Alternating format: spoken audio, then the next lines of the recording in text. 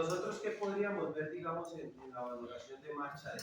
Ustedes se han fijado que hay pacientes, por ejemplo, que en el sagital podemos ver que no avanzan tan con las muletas, bien sea, no avanzan con las muletas o avanzan con las muletas y no avanzan con la pierna no amputada, ¿sí? O sea, dan el paso hasta donde están las muletas y nuevamente avanzan con las muletas. Entonces, en él podemos decir que avanza con en ambas situaciones. Con las muletas avanza y su pierna va adelante en las muletas. ¿Sí se fijan en el plano sagital? O él hace, digamos, está aquí, avanza con las prótesis. Cuando una prótesis, yo avanzo con mi prótesis y voy con mi otra pierna hasta acá. O sea, yo no estoy avanzando con la pierna derecha, avanzo solo con mi prótesis y avanzo hasta donde. Eso puede suceder también con las muletas, que el paciente no avanza de manera simétrica. Eso lo podemos evidenciar en la marcha en sagital, ¿sí?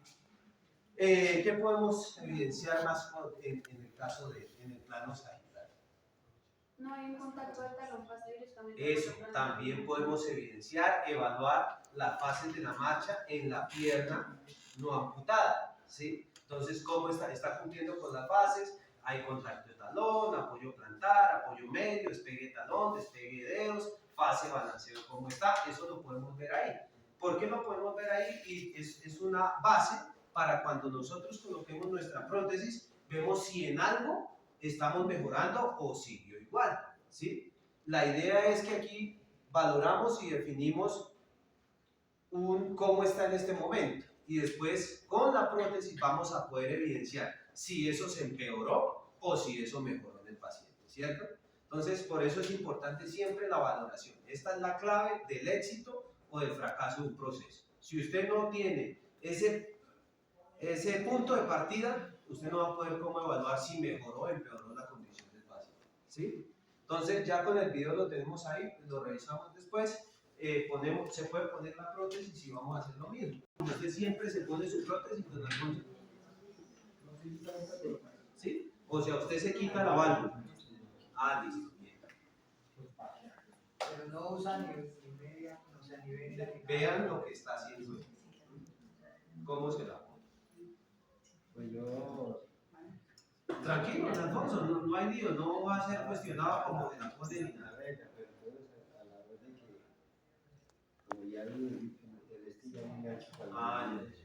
O sea que en un inicio usted sí se la colocaba con una venda. Sí. Ah, bien. Entonces ha reducido el volumen del movimiento. Con Alfonso no se pone el zapato. No se pone el zapato. Vístase como usted lo hace normal, todos los días. ¿Sí? Normal. ¿Mm?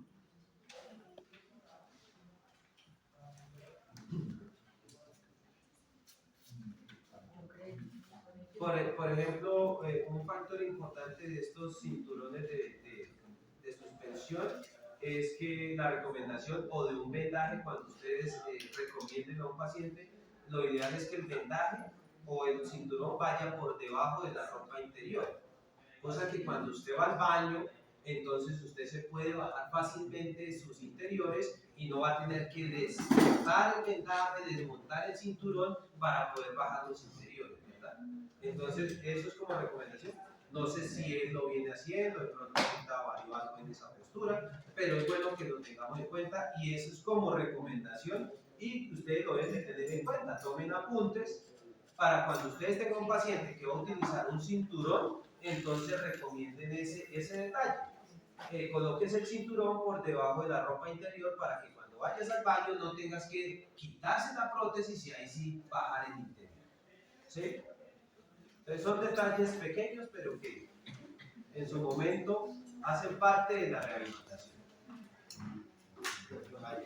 Tranquilo, tranquilo. O sea, hay sonidos, si escuchan el sonido, ahí es donde se genera como esa entrada y esa salida de aire. Eso es supremamente incómodo para un paciente, ¿sí? Porque don Alfonso dice perdón, como si... Sí. ¿Alguien está tomando el video? ¿Allí quién me ayuda con el video?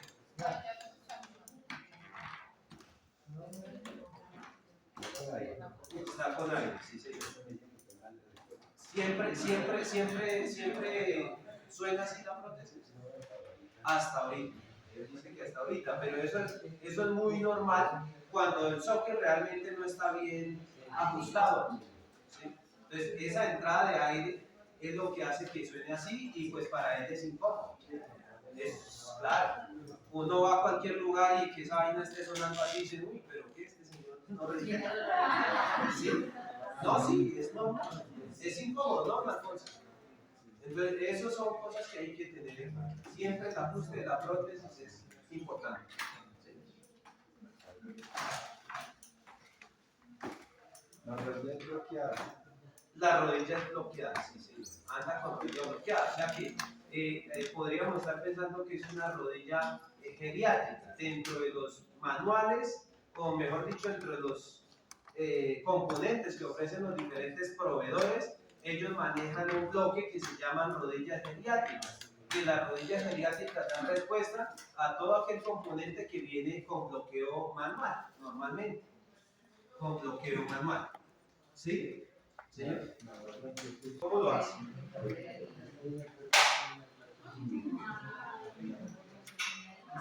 Bien. ¿Sí se fijan cómo él desbloquea la rodilla?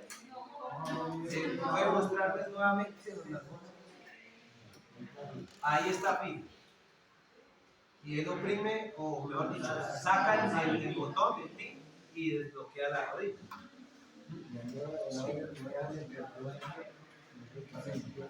Eso. Él nos dice, si no deja bloquear la rodilla lo hace apoyar. Es lo que, porque queda libre. Y él no está entrenado para bloquear la rodilla. Y además por la condición de base de él, tampoco es recomendable montar una rodilla con libre, porque vamos a correr ese riesgo y la condición de salud de don Alfonso no nos da para poner una rodilla libre. Entonces ya podemos ir aterrizando un poco qué componente vamos a montar en rodilla. Entonces ya podríamos estar pensando una rodilla con bloqueo manual, ¿cierto? Entonces ya la rodilla podríamos estar definiéndola como una rodilla monocéntrica con bloqueo manual, ¿sí? O una rodilla geriátrica. Cuando usted busca en un manual, va a la parte de rodillas geriátricas y ahí le va a mostrar qué características tiene la rodilla geriátrica, ¿sí? El socket tenga contacto total, que no tenga cámara distal, porque la persona con una enfermedad como la diabetes también tiene enfermedad vascular. Entonces, ese espacio, esa cámara genera como un chupón, se llama un edema distal, que hace un cúmulo de sangre y pues eso es grave para un diabético. Entonces, contacto total, evitar las cámaras. El vacío trabaja bien si no hay cámara. Si hay cámara, el vacío le hace un daño grande. Entonces, contacto total, válvula de vacío. Y el cinturón se convierte en una asistencia porque el mayor vacío se hace de la mitad del muñón para abajo por efecto de la válvula. Cuando él balancea la prótesis por su peso, pues va a tratar de salir y pues ahí va a generar también como ese chupón ahí en la punta y va a generar dolor y cúmulo de sangre. En cada balanceo la prótesis va a intentar bajar. Ese pistoneo no es bueno para el diabético, ni para nadie, pero pues para el peor. El cinturón asiste muy bien la fase del balanceo y colabora con el vacío realmente. Yo le dejaría las dos. ¿Qué opinan ustedes si pensamos en un live? No. Yo pienso que sería mejor el live. Bueno, ¿por qué opinan? Pues sería bueno. Con lanzadera, con fibra lanzadera. De pronto ya teniendo eso en cuenta, es menos No se puede, factible que es solamente para construir. deslizar, para ponerla y quitarla. Es netamente manual. Tiene una superficie más blanda que en este momento puede ayudar al paciente ya que está generando mucha carga y está. Entonces también es como una como a liberar esa presión y esa carga a nivel distal del paciente. Y yo de pronto conviene un cambio a partir del que tiene, con un piso contenido y elevando con un poquito como de rodilla en la zona del isquion para no permitirle que genere un contacto en la zona distal. Es que esto es pesado, ¿verdad? Digamos, aquí un factor importante con respecto a la propuesta de, se me olvidó su nombre, de Adriana, es suspensión por PIN light. ¿Sí? Siempre que vaya, que digan suspensión por PIN, pues de hecho llevo light. ¿Sí? No hay duda. ¿Sí? Entonces, si colocamos ese componente, hay que pensar en el espacio que nos va a ocupar en la región distal. Yo todavía no sé qué tanto espacio tengo desde la región distal del muñón a donde debería quedarme el eje mecánico de mi articulación, ¿cierto? Entonces, ese es un factor que lo hago evidente para que ustedes lo tengan en cuenta. De pronto en él seguramente pasa sobrado, pero en otros casos donde tengamos pacientes con una amputación más distal, seguramente poner el componente de anclaje que lleva el sistema por pin me va a aumentar en la longitud del segmento femoral y ya la rodilla va a quedar en una posición no óptima con respecto a la pierna contralateral. ¿Sí? Entonces eso como para tener en cuenta de que debemos de tener ese factor en cuenta para el paciente.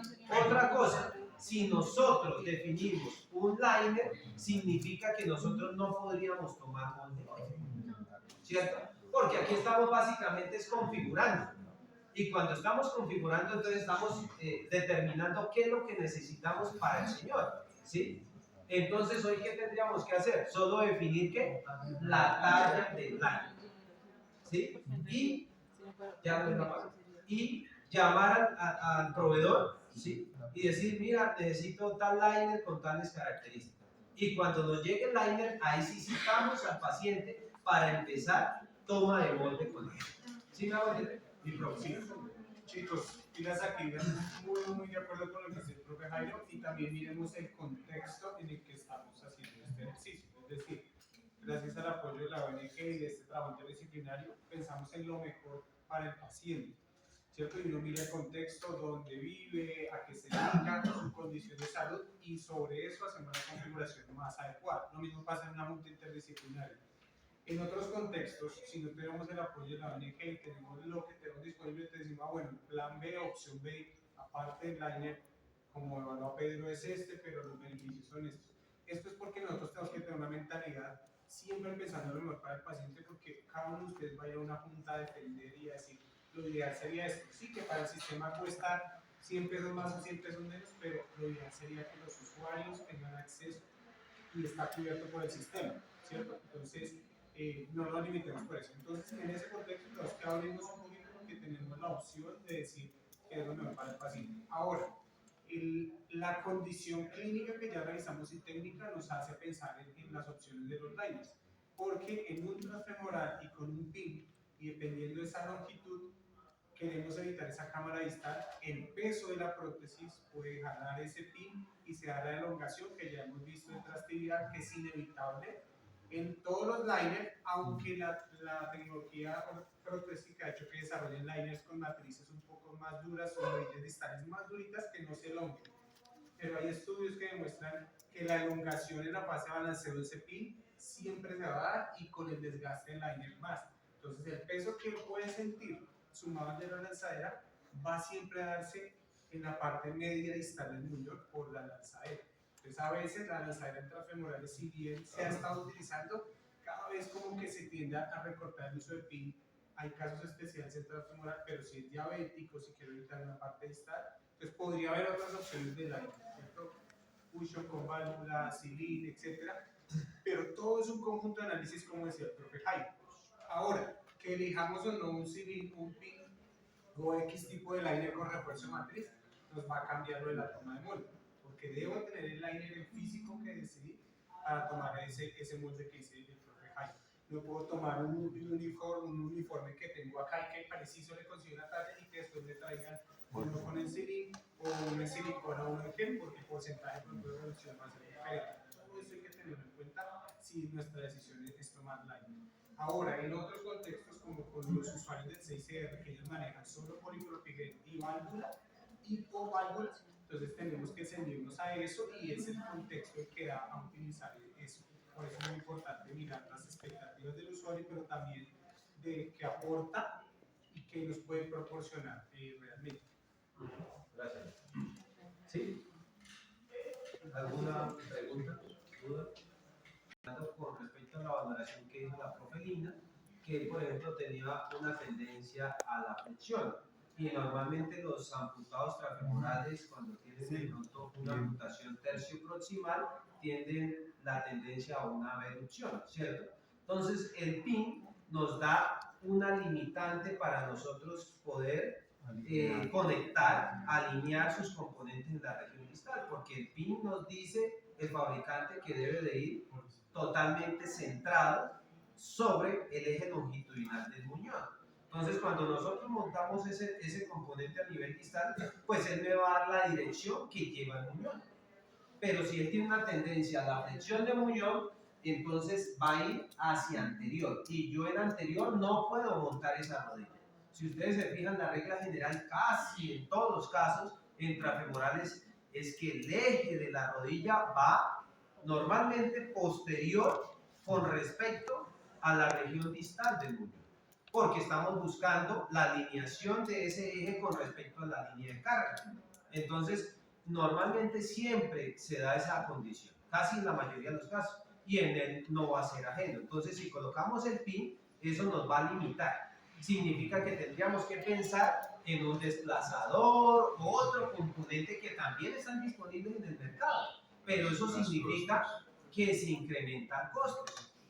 Entonces, hay que pensar en todos esos factores. Podríamos pensar en lo que dice Andrés, un sistema KISS, ¿sí? Que el KISS es como muy similar a un pasillo, pero es por unas correas, ¿sí? Entonces, ese suspende y no lleva o no va, digamos, sujeto a un componente distal que es el que conecta a los componentes que van a ir integrando la prótesis. Entonces, ese nos da libertad para poder montar el componente de unión en el punto donde nosotros lo determinemos que va a funcionar mejor para él.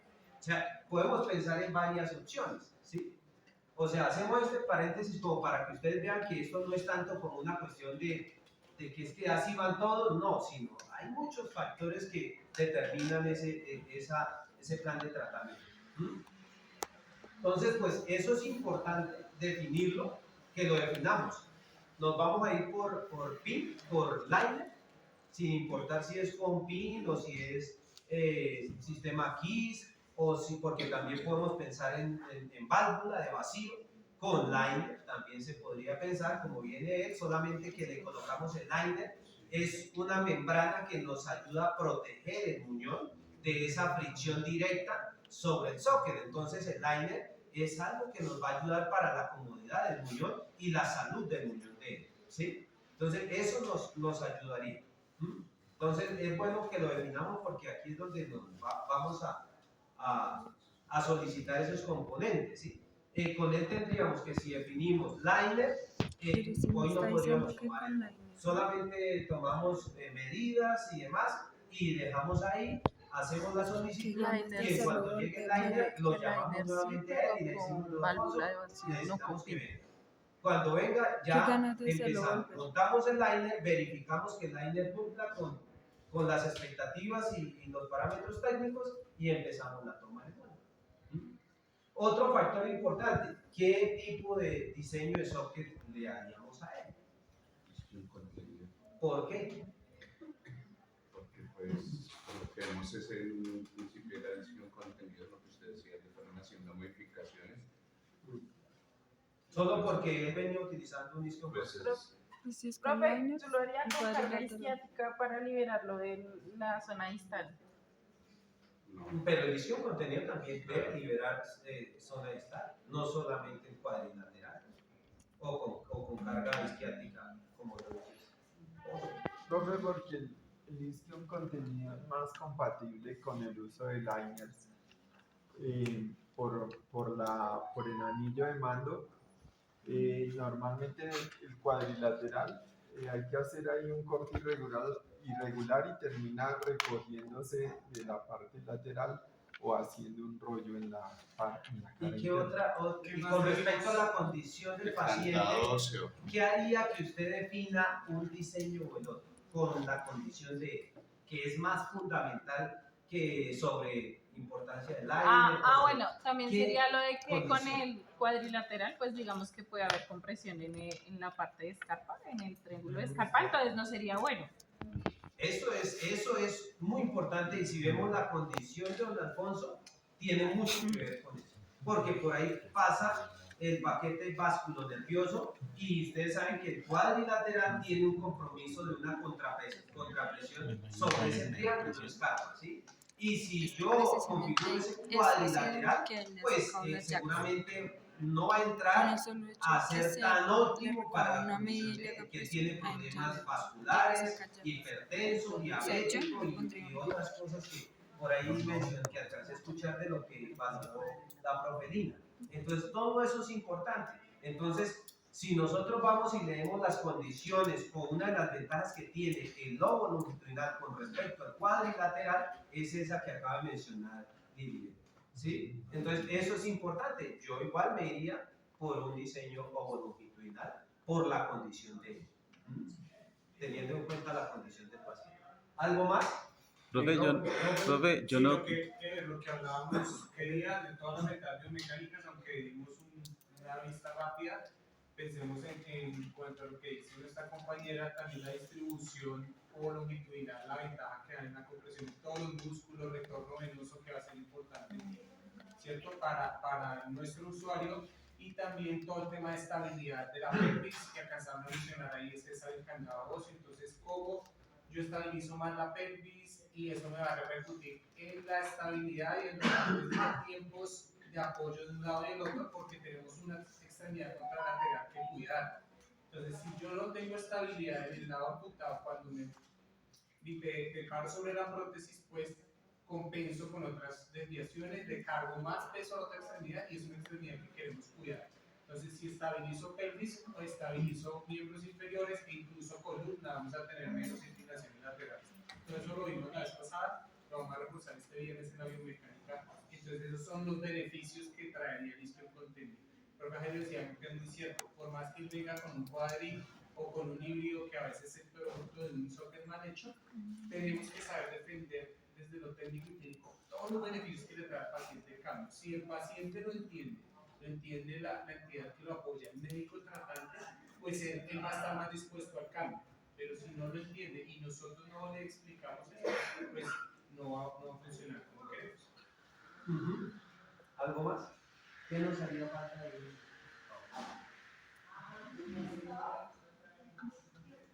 Entonces, ¿cómo podríamos describir la protesización por válvula y cinturón péndulo? ¿Sí? La que viene utilizando. Socket, pues, ¿qué podríamos decir del socket? El socket no es un socket cuadrilateral, no es un disco contenido puro, entonces podríamos colocar ahí un híbrido, que también lo manejan de esa manera. Socket híbrido, ¿sí? También vemos que describir lo que tiene con almohadillado sobre el borde proximal del socket, que eso nos indica que seguramente hay molestias bastantes sobre el borde del socket, ¿sí? Pero solo con almohadillado a nivel proximal del borde del socket y también almohadillado a nivel distal, ¿sí? Vamos bajando, entonces entramos a una rodilla monocéntrica, ¿sí? Es una rodilla monocéntrica en plástico, ¿sí? Estos componentes no los conozco muy bien. Esto es tubo, es un tubo. Estos son componentes que yo realmente no los conozco muy bien porque son... sí, eso lo maneja solo Medellín. No son muy comerciales, digámoslo así. No sé cómo estarán ahí con temas de INVIMA y demás. ¿Sí? Entonces, segmento tibial en tubo, ¿sí? Perdón, miramos. No sé cómo lo clasifican ahí, pero podríamos decir que un piezage, ¿sí? Esto es exclusivamente de esos componentes, no recuerdo de dónde es que son. De India. Son indios, ¿cierto? Eso. Entonces, podríamos definir como un piezage, ¿sí? Con dedos, con la apertura del primer dedo, ¿sí? Que eso, por ejemplo, en muchos casos toma mucha importancia, especialmente en las mujeres, ¿sí? Las mujeres a veces les gusta, es que yo quiero colocarme la chancla que mete uno la cosita ahí entre el dedo. Entonces, ellas a veces molestan solo porque no le colocaron el pie que lleva la abertura en el primer dedo. Y piden que se lo cambien porque quieren ir a la playa o quieren hacer alguna actividad que usan esa chancla y no se lo colocaron. Entonces, hacen que cambien un pie por ese detalle. Ahora, si ustedes se fijan, muchos pies, aunque sean básicos, vienen con la abertura. ¿Por qué? Porque eso les facilita y pues a las mujeres les gusta estar bonitas siempre, entonces pues es un factor importante. ¿Listos?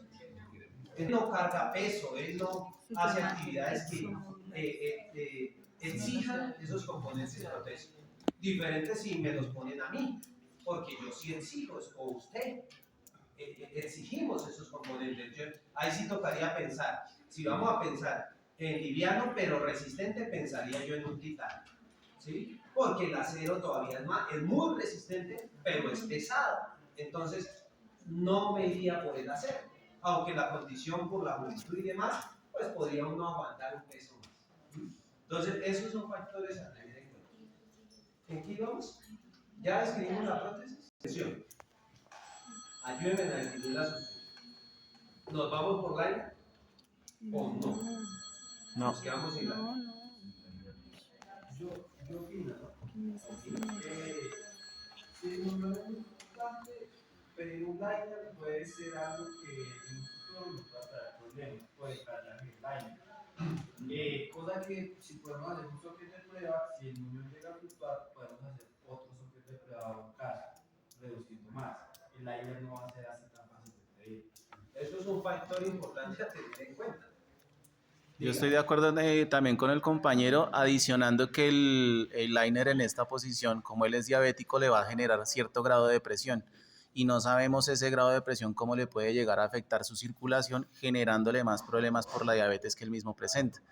Sí, normalmente, inclusive actualmente en los liners de alguna manera se justifican para los pacientes diabéticos porque ayudan al mejor retorno venoso, ¿sí? Claro, confeccionando un buen socket, porque nada sirve colocar un liner, pero el socket está generando obstrucciones donde me va a entrar en juego el tema del retorno venoso. Entonces hay que tener mucho cuidado con eso, pero el liner, si usted determina la talla óptima, lo ideal es que el liner ayude al tema del retorno venoso. Lo mismo que los sistemas, no sé si lo han visto, lo han leído, que está en el Biomecánica Free, el sistema, digamos, ISNI. El ISNI lleva una interfase blanda, no es el liner, pero normalmente lleva un termolín suprasoft, una membrana muy suave, que eso ayuda y lleva unas ventanas. El socket rígido lleva unas ventanas. Esas ventanas que nos ayudan a que el paciente su muñón no choque sobre una estructura rígida, sino que choque sobre una estructura blanda. Y cuando él hace la carga, se expande y cuando hace la descarga, entonces se reduce. Entonces eso ayuda también a lo que es el retorno venoso. Ayuda también a la propiocepción. ¿Ese suena bien? Ese lleva una interfase blanda, que ese creo que aquí tenemos Suprasoft, no sé si habrán algo más, que también es otra opción. Ese funciona como con válvula, básicamente. Una pregunta ahí. El tema de rehabilitación protésica, siempre el muñón va a fluctuar con tendencia a la reducción del muñón, ¿sí? Entonces, en esos casos, no es tan aconsejable invertirle un componente como un liner, que vale como 2 millones, no sé cuánto vale ahorita, ¿sí? Y que a los menos de 2 meses ya toca cambiar. Entonces, todos esos factores son importantes a tener en cuenta, ¿sí? Y lo que decía el profe Fabián, en 3 meses, 4 meses se le dañó el liner y requiere otro. Tenemos el respaldo de la ONG para decir tomen otro liner, que sucede actualmente con las EPS. Se le dañó el liner y es un trámite bien tremendo para poder que le autoricen el otro liner.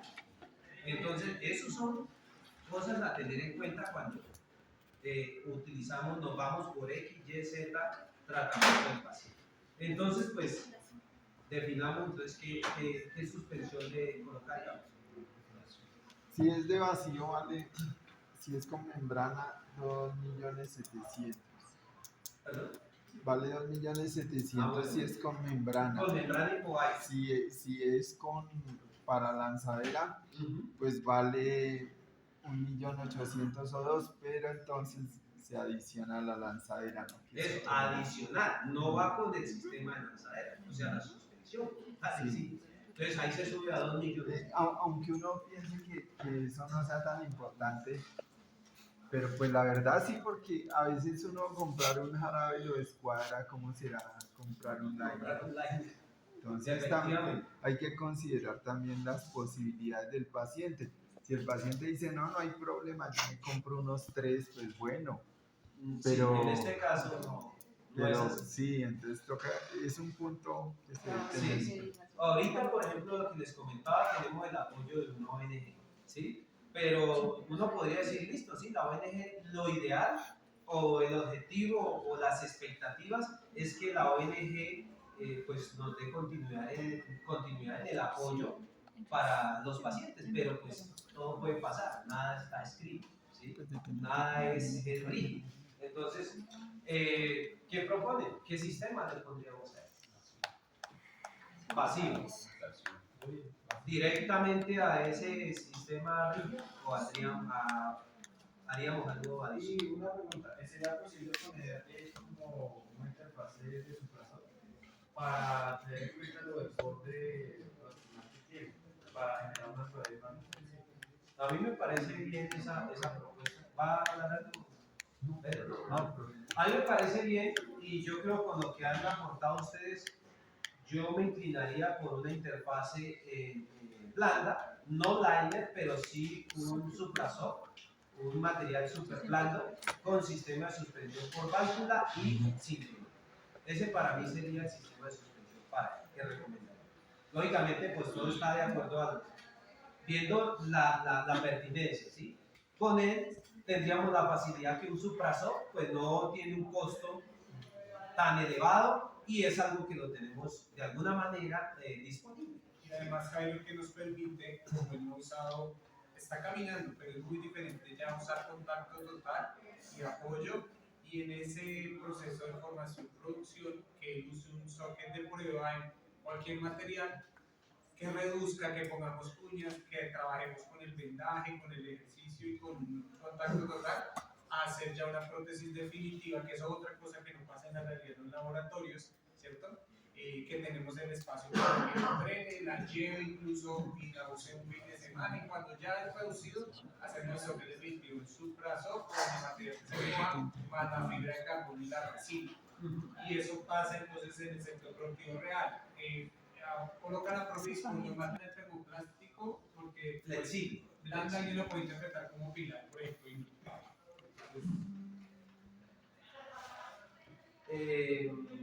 ¿Qué más? La rodilla entonces podríamos describir como una rodilla monocéntrica geriátrica, podríamos decir.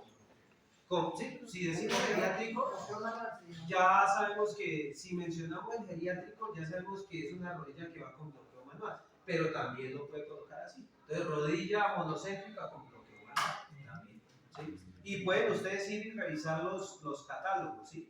Y buscan ahí, rodilla monocéntrica con bloqueo manual. Ahí les debe aparecer una serie de componentes. Si ustedes buscan también rodilla geriátrica, también pueden encontrar que son rodillas monocéntricas y puede ser, bueno, no necesariamente monocéntricas, pero sí con bloqueo. Exomodular. Rodilla monocéntrica con bloqueo manual, adaptador de tubo, del segmento tibial. Endomodular. Que el soporte es Adaptador de tubo y adaptador de tubo también. O sea, van dos adaptadores, el tubo, y definamos el pie. ¿Qué pie le vamos a montar ahí? ¿Cómo es que se llama? Chicos, antes de pasar al pie, rodilla, miren muy bien lo que dice el profe. En otro contexto uno mira fuerza muscular, edad, y dice, bueno, ¿será que hay otras opciones para rodilla? pero miren la pierna contralateral y todos los signos de alarma y el cuidado que tenemos que tener con este paciente. Nos prima la seguridad, a veces uno quisiera, no, es que le quiero mejorar la marcha, eso le da una rodilla de bloqueo a la carga, etc. Pero pongámosla a caminar en una superficie irregular. Yo hace curiosamente un mes fui a Las Vegas, allá en la finca de una amiga, nos invitaron y entonces una parte nos tocó destapado, ¿cierto? Y entonces me pongo a imaginarme eso, la seguridad del paciente, por decirlo de porque no quiere ir, bueno, con esa fuerza muscular, con lo que está, con el largo del muñón, con todos los rangos, pongamos una rodilla esta y esta. Pero prima la seguridad y la salud de nuestro usuario con condición diabética y cositas especialistas para que lo tengamos presente. Y el pie no es cuál.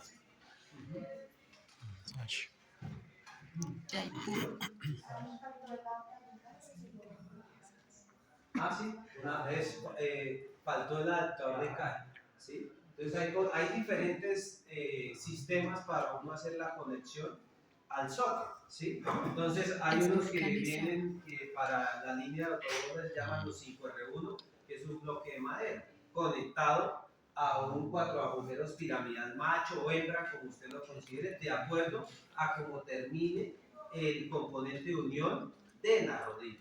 ¿Sí? Entonces, si el componente de unión de la rodilla, que normalmente vienen con pirámide macho, entonces necesitamos en el adaptador de socket un pirámide hembra, ¿sí? Para que se entienda y no vaya a haber líos, ¿sí?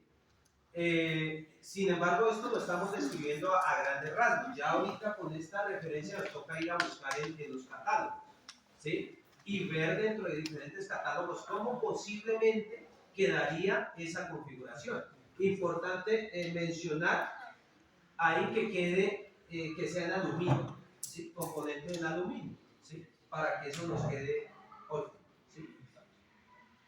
¿sí? Con respecto al pie, ¿qué pie le colocaría? Pues tengan en cuenta la condición del paciente, ¿no?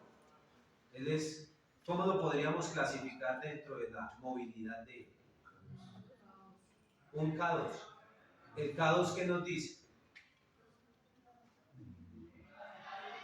Coloque por ahí K2 y vamos a revisar qué componentes hay para el tema de esa categoría, K2, ¿sí? Y qué nos delimita. Él, por ejemplo, la pasa, bueno, en la casa, pero también sale de la casa, solamente que él se desplaza con dificultad. Entonces, no le vamos a colocar un pie, un K4, porque pues sería subutilizar y lógicamente los pies entre más categoría pues son pies que tienen un mayor costo. Entonces no es necesario para, ¿sí? ¿Algo más? Ahorita toca definir la talla. ¿Cómo definimos la talla del pie? La definimos con las medidas de la pierna contralateral, ¿sí? Entonces, ¿algo más, muchachos? ¿Preguntas, dudas, inquietudes? ¿No? Entonces podríamos ya entrar en materia de la toma de molde de él, porque no vamos a estar dependientes de un liner, entonces no hay lío. Podemos tomar molde ahora mismo. Tenemos el formato de medidas. No sé qué algo más quieran agregar, mis profes. O tomamos molde. Yo diría que para la toma de molde entonces vamos a hacer